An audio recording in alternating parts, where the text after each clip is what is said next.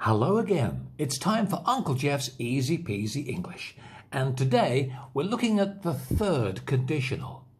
We use it to talk about situations in the past that are not real. They're imaginary. They're only in our mind.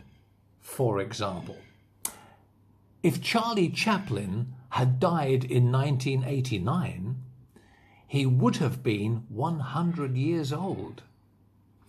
Charlie Chaplin, in fact, died in 1977. So that situation, that sentence, is only imaginary. If Charlie Chaplin had died in 1989, he would have been 100 years old.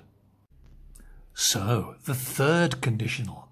If plus past perfect plus would have plus the past participle of the following verb.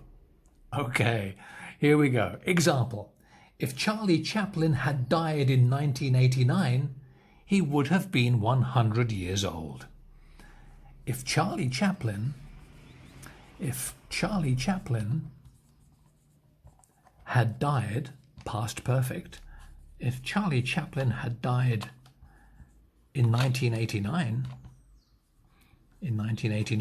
comma, he would have been 100 years old. He would have been, would have, and then the past participle of the verb to be, been. He would have been 100 years old.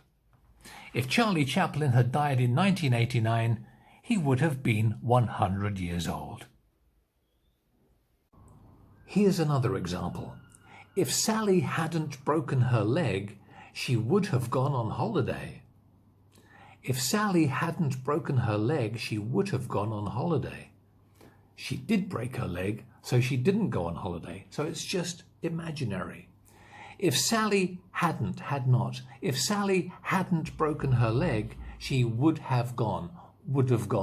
She would have gone on holiday. English grammar, third conditional, easy peasy. Thanks for watching. We'll see you next time on Uncle Geoff's Easy Peasy English. Bye-bye for now.